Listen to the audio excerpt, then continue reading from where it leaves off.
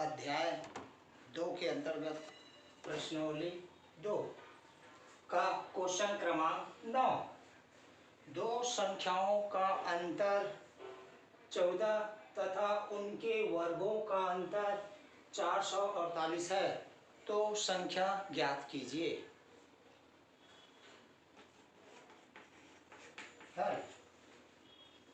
तो संख्या को मानना पड़ेगा। माना संख्याएं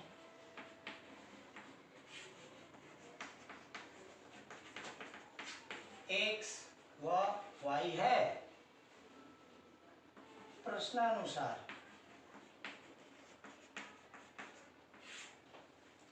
प्रश्न में दिया है संख्याओं का अंतर 14 है, तो x माइनस वाई बराबर 14। समीकरण नंबर 1। और उनके वर्गों का अंतर x के घाते 2 माइनस वाई के घाते 2 बराबर 448। ए स्क्वायर माइनस बी स्क्वायर का यहाँ सूत्र लग रहा है। ए स्क्वायर माइनस बी स्क्वायर बराबर ए धन बी गुणा ए माइनस बी। ए का मान x है, बी का मान y है, तो x धन y गुणा x ऋण y बराबर 448। अब x माइनस वाई का मान समीकरण 1 में दिया हुआ है 14, तो समीकरण 1 से x माइनस वाई का मान रखते हैं। तो समीकरण 1 से x धन y गुणा 14 बराबर 448।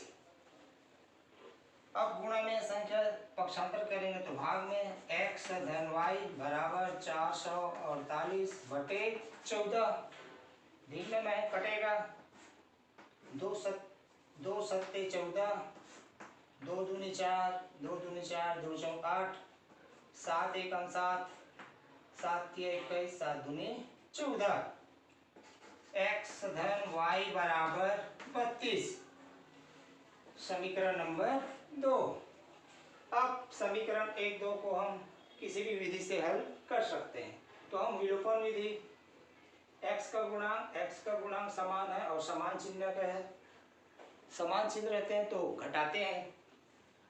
तो समीकरण 1 में समीकरण 2 को घटाने पर, 1 में 2 को घटाने पर x माइनस वाई बराबर 14, x धन y बराबर 32। घटाना है तो चिन्ह का परिवर्तन, धन x ऋण x घटेगा तो 0, ऋण 1y समान चिन्ह है तो जुड़ेगा, वही चिन्ह लगेंगे तो 2y बराबर धन 14 ऋण 32 विपरीत चिन्ह है तो घटेगा। 32 में 14 घटाओ, हासिल ले लिए 12, 12 में 4 गया 8, हासिल 3 में से 2, 2 में गया 1। इस प्रकार 18 घटाने से घटाते समय बड़ी संख्या का चिन्ह लगाते हैं, तो y बराबर माइनस 18 बटे माइनस 2, पक्षांतर कर दिए। अब काटेंगे 2 एकम 2, 2 नियम 18, चिन्ह समेत कट गया तो y बराबर 9। अब इस y के मान को किसी एक समीकरण में रखेंगे तो दूसरे चर का मान निकल जाएगा। तो समीकरण नंबर 1 से, समीकरण 1 से x ऋण y का मान 9 बराबर 14, तो x बराबर 14, पक्षांतर करने से ऋण का धन 14 धन 9 जुड़ेगा तो जोड़ो, 14 में 9 जोड़ने से 23। इस प्रकार संख्याएं 23 और 9 प्राप्त होते हैं। इसी क्रमांक में प्रश्न क्रमांक 11।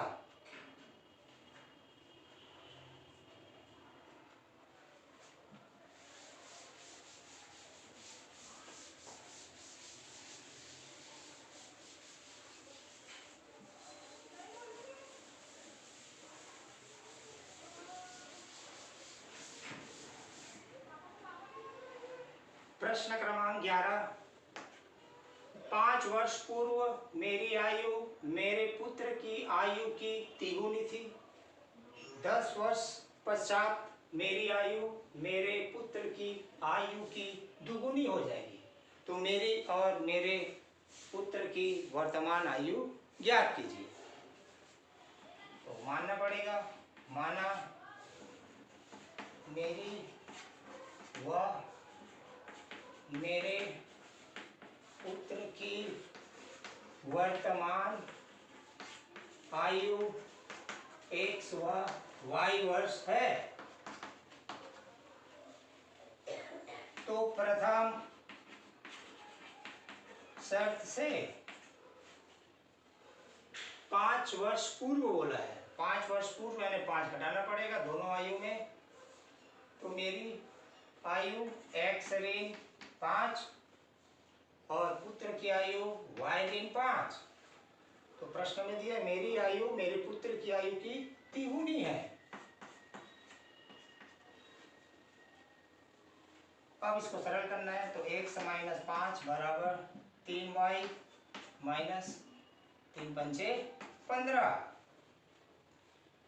अब चर को एक तरफ पक्षांतर करेंगे, x पक्षांतर करने से ऋण धन का, माइनस 5 का पक्षांतर करने से धन 5 ऋण 15। x ऋण 3y बराबर धन और ऋण विपरीत चिन्ह तो घटेगा। 15 में 5 घटाएंगे तो 10, घटाते समय बड़ी संख्या का चिन्ह। समीकरण नंबर 1। अब द्वितीय शर्त अनुसार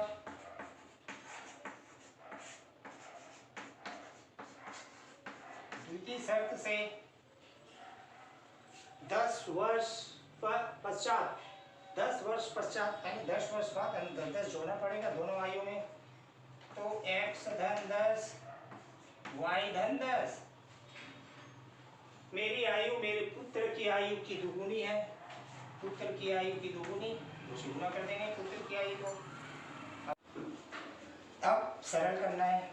x धन 10 बराबर गुणा करना है 2 को y से तो 2y 10 दूनी 20। चर को एक तरफ और संख्या को एक तरफ पक्षांतर करेंगे। तो x माइनस 2y बराबर 20 ऋण 10।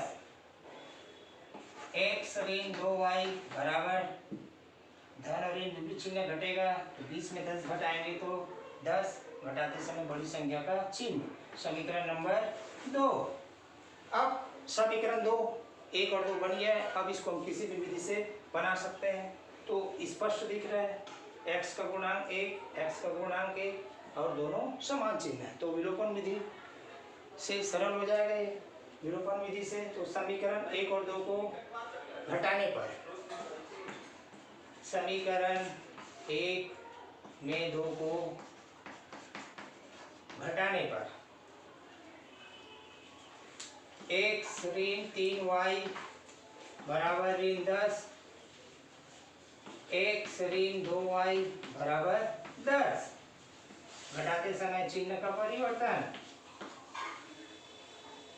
धन x ऋण 1x घटाने से 0, ऋण 3y धन 2y विपरीत चिन्ह है तो घटेगा। 3y में 2y तो 1y, घटाते समय बड़ी संख्या का चिन्ह बराबर ऋण 10 समान चिन्ह तो जोड़ेगा तो ऋण 20। ऋण ऋण कट गया तो y बराबर 20। अब इस y के मान को समीकरण 1 में रखो। समीकरण 1 में y का मान रखने पर x ऋण 3 गुणा 20 बराबर -10। x ऋण 20 या 60 बराबर ऋण 10। x बराबर पक्षांतर करेंगे तो ऋण 60 का धन 60 ऋण 10। x बराबर 60 में 10 घटाएंगे तो 50। इस प्रकार x और y का मान निकल गया और निष्कर्ष निकलता है कि मेरी वर्तमान आयु 50 वर्ष और मेरे पुत्र की वर्तमान आयु 20 वर्ष है। इसी क्रमांक में प्रश्न क्रमांक 12।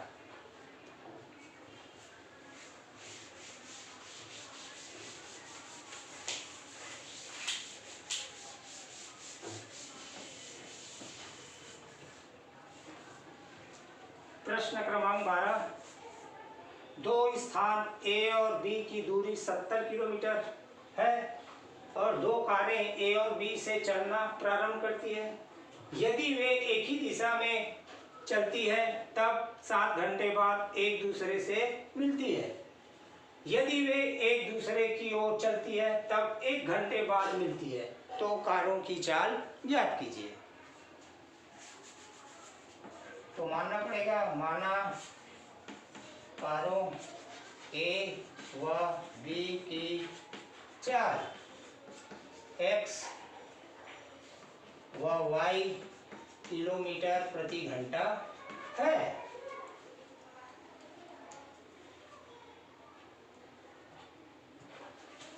प्रथम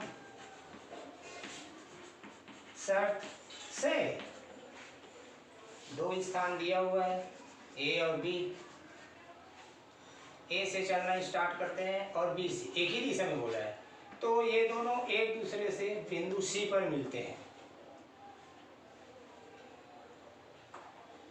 बिंदु सी पर मिलते हैं तो ए से सी तक पहुंचने में 7 घंटा समय लगता है। बी से सी तक पहुंचने में भी 7 घंटा लगता है। और कार की चाल दिया हुआ है, ए की चाल x और बी की चाल y। तो हम दूरी का सूत्र लगा सकते हैं, दूरी बराबर चाल गुणित समय। दूरी दिया है ए से सी तक और चाल दिया है x और समय दिया है 7, तो 7x। इसी क्रम में B से C तक की दूरी, चाल दिया है y और समय दिया है 7, तो 7y। और प्रश्न में दिया है A से B तक की दूरी 70 किलोमीटर।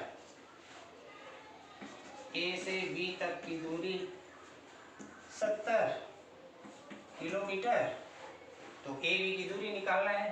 तो AC में BC को घटाएंगे। AC का मान दिया है 7x माइनस BC का मान दिया है 7y बराबर 70। अब इस सभी पदों में 7 का पहाड़ा दिख रहा है, तो 7 से भाग देने पर तो x माइनस y बराबर 7 दाम 70। तो समीकरण नंबर 1। द्वितीय शर्त से पढ़ना है, यदि कारें एक दूसरे की ओर चलती है तो 1 घंटे बाद मिलती है। दो स्थान ए और बी, दूरी दिया है 70 किलोमीटर।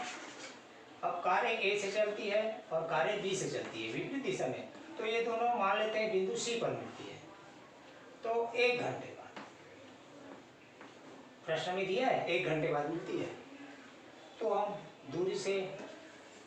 दूरी बराबर सूत्र है चाल गुणित समय। दूरी है आपका ए से सी तक, चाल दिया है ए, कार की चाल x और समय दिया है 1 घंटा। गुणा करेंगे तो 1x। BC की दूरी, BC बराबर चाल दिया है y और समय दिया है 1, गुणा करने से 1y। और प्रश्न में A से B तक की दूरी दिया हुआ है 70, तो AB की दूरी, AC में CB को जोड़ेंगे तो टोटल दूरी निकल जाएगा। AC धन CB बराबर 70, AC x और BC y बराबर 70। समीकरण नंबर 2। इस प्रकार दो समीकरण प्राप्त होता है। अब दोनों समीकरणों से हम किसी भी विधि से बनाकर एक समय का मान निकाल सकते हैं। तो समीकरण 1 और 2 को देखेंगे तो x का गुणांक और y का गुणांक दोनों समान दिख रहा है। तो समीकरण 1 2 को हम y को विलुप्त करना चाहते हैं, तो y में धन है और y में ऋण है, विपरीत चिन्ह है। तो समीकरण 1 और 2 को जोड़ने पर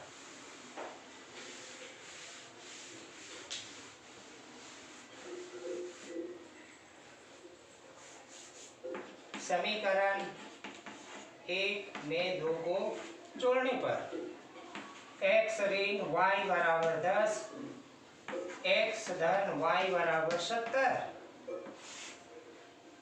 x 2x ऋण y धन y विपरीत चिन्ह घटेगा तो 0 बराबर 70 में 10 जोड़ेंगे तो 80, तो x बराबर पक्षांतर करेंगे तो 80 बटे 2, 2 एकम 2 चौका 0, तो x बराबर 40। अब इस x के मान को समीकरण 1 2 में किसी में रखना है, तो हम समीकरण 2 में रख रहे हैं। समीकरण 2 में x का मान रखने पर x धन y बराबर 70, तो x 40 धन y बराबर 70, तो y बराबर पक्षांतर करेंगे संख्या तो 70 ऋण 40, 70 में 40 घटाएंगे तो 30 आया। इस प्रकार x का मान 40 और y का मान 30, और x को माने हैं कार A की चाल 40 किलोमीटर प्रति घंटा और कार B की चाल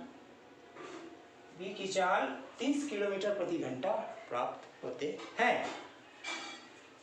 इसी क्रमांक में क्वेश्चन क्रमांक 13,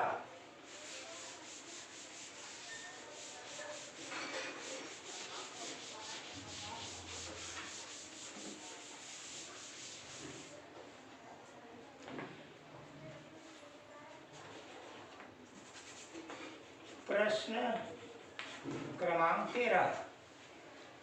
प्रश्न में दिया हुआ है एक विद्यालय में 2 कमरे A और B में कुछ विद्यार्थी हैं और कमरा A से 10 विद्यार्थी कमरा B में भेज दिए जाते हैं। तब कमरा A और कमरा B में विद्यार्थियों की संख्या बराबर होते हैं, और यदि कमरा B से 20 विद्यार्थी कमरा A में भेज दिया जाए, तब कमरा A में विद्यार्थियों की संख्या कमरा B में विद्यार्थियों की संख्या की दुगुनी हो जाती है। तो दोनों कमरों की में छात्रों की संख्या ज्ञात कीजिए। तो पहले मानना पड़ेगा, माना कमरा A में विद्यार्थियों की संख्या x, B में विद्यार्थियों की संख्या y।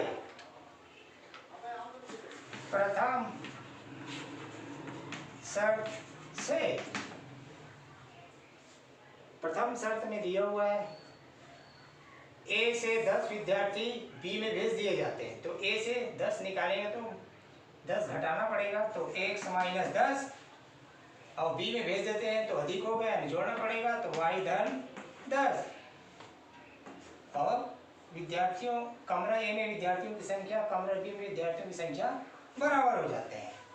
प्रश्न में दिया हुआ है। इस प्रकार अब इसको सरल करेंगे तो एक समीकरण प्राप्त होगा, तो x y को पक्षांतर किए माइनस y बराबर 10, पक्षांतर करेंगे तो धन 10, और x ऋण y बराबर 20। समीकरण नंबर 1। द्वितीय शर्तानुसार शर्त से दूसरी शर्त क्या कहता है, कमरा B में से 20 विद्यार्थियों को कमरा A में भेज दिया जाता है, तब A में विद्यार्थियों की संख्या B में विद्यार्थियों की संख्या की दुगुनी हो जाती है। तो B में x धन 20, B में y माइनस 20 गुणित 2, x धन 20 बराबर 2 से गुणा करेंगे तो 2y ऋण 20 दूनी 40। अब पक्षांतर करेंगे तो x ऋण 2y बराबर ऋण 40 धन 20 पक्षांतर करेंगे तो ऋण 20। x ऋण 2y बराबर समान चिन्ह है तो जुड़ेगा और चिन्ह वही लगेगा ऋण 40 में 20 जोड़ेंगे तो 60। इस प्रकार समीकरण 2 प्राप्त होता है। अब समीकरण 1-2 को देखते हैं विलोपन विधि से तो स्पष्ट दिख रहा है x का गुणांक 1 और समान चिन्ह है। तो समीकरण 1 में समीकरण 2 को घटाने पर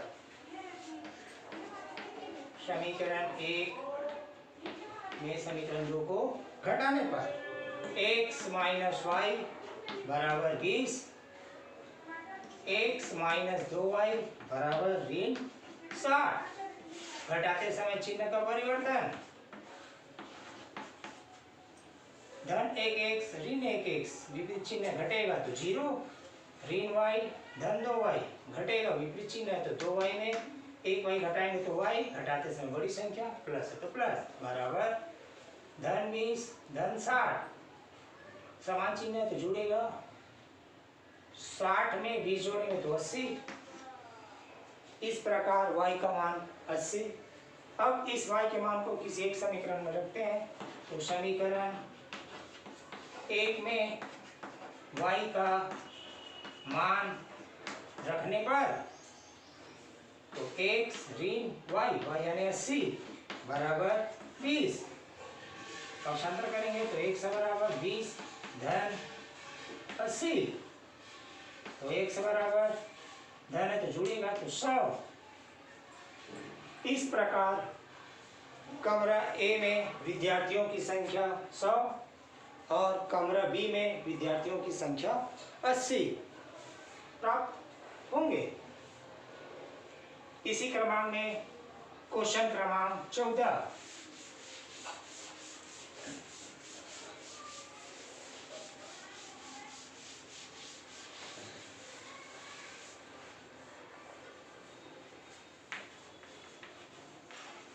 प्रश्न क्रमांक 14 प्रश्न में दिया है एक आयत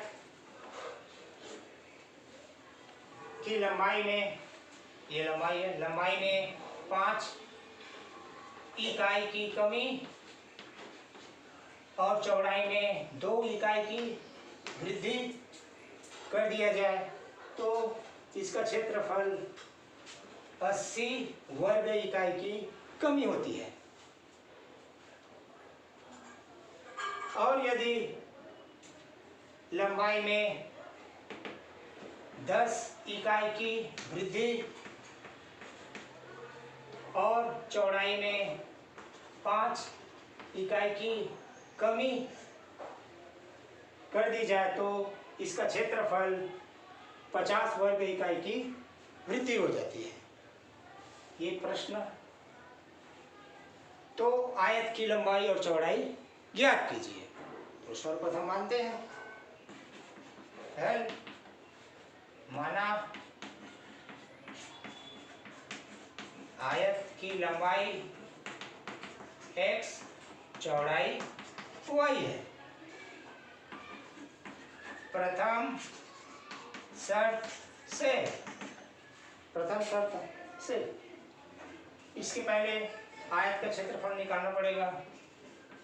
आयत का क्षेत्रफल बराबर लंबाई गुणित चौड़ाई। लंबाई दिया x चौड़ाई दिया है y। अब प्रथम शर्त क्या बोलता है लंबाई में 5 की कमी कर दी और चौड़ाई में 2 की वृद्धि कर दी तब क्षेत्रफल में 80 वर्ग इकाई की कमी होती है गुणा। अब इसको सरल करना है तो पहले हम y को गुणा करते हैं तो y को x से तो xy ऋण y को 5 से तो 5y। अब धन 2 से गुणा करना है x से तो धन 2x धन 2 को ऋण 5 से गुणा करेंगे तो ऋण 10 बराबर xy ऋण 80। एक्स वाई कट गया क्योंकि समान चिन्ह है और बराबर है। अब बचा क्या, 2x ऋण 5y बराबर ऋण 80 10 है, पक्षांतर करेंगे तो धन 10। 2x ऋण 5y बराबर धन और ऋण विपरीत चिन्ह तो घटेगा। 80 में 10 घटाएंगे तो 70, घटाते समय बड़ी संख्या। इस प्रकार समीकरण 1 प्राप्त होता है। द्वितीय शर्त अनुसार द्वितीय शर्त से दूसरा शर्त क्या कहता है प्रश्न में, लंबाई में 10 इकाई की वृद्धि कर दिया जाए, लंबाई में 10 इकाई की वृद्धि कर दिया जाए और चौड़ाई में 5 इकाई की कमी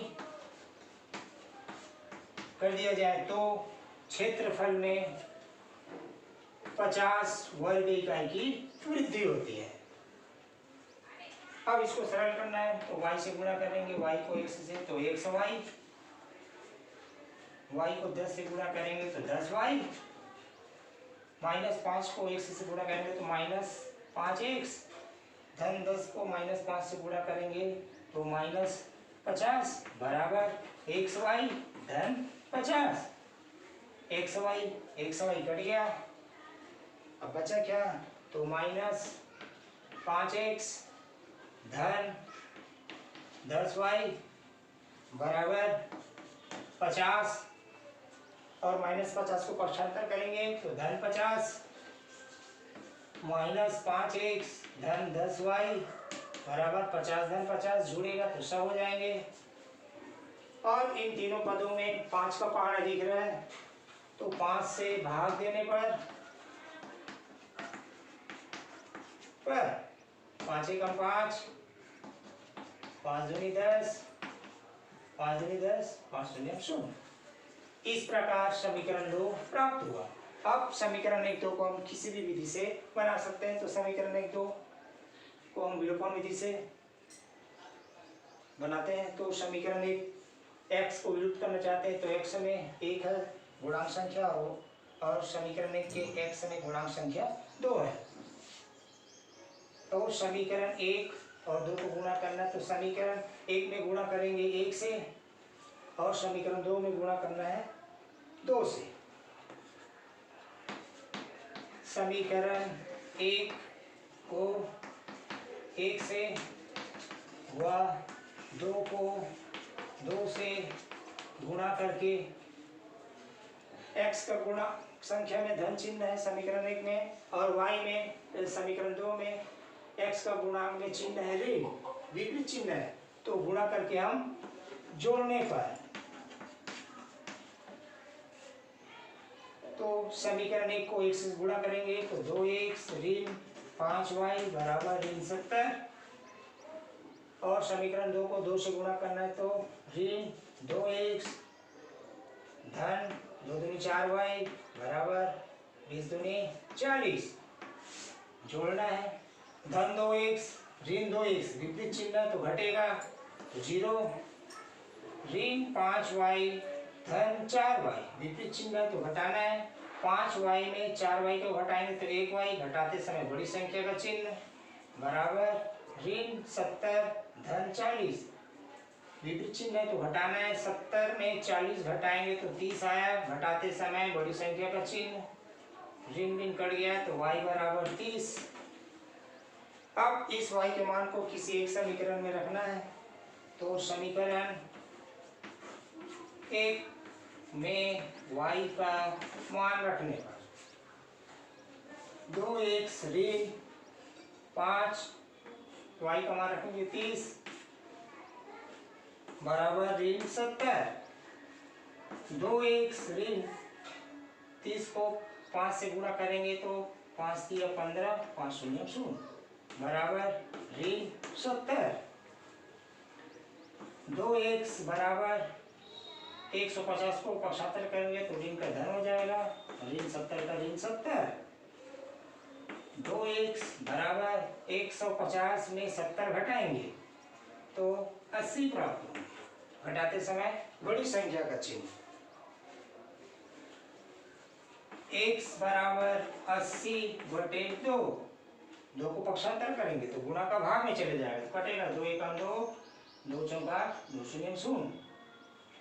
इस प्रकार x बराबर 40। x और y का मान निकल गया और x को हम माने हैं लंबाई और चौड़ाई।